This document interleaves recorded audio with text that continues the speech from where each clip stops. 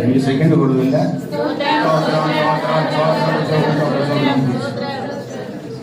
சோத்திரம்னு சொன்னா நமக்குள்ள ஆத்திரெல்லாம் வெளியே போடும்.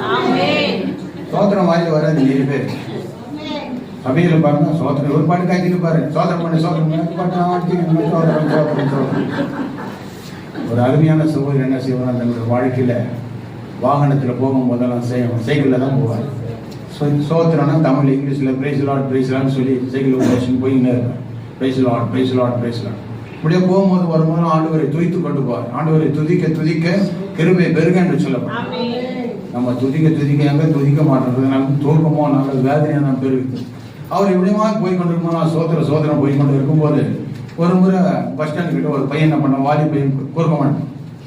ஒரு சோதனை பண்ணி ஏற்றிட்டான் மேலே அவன் கீழே எழுத்து பெருசு அப்படிதான் சொல்றான். சின்ன பிள்ளைங்கலாம் அவர் அடிக்குது, கையை வாங்க போயிட்டான்.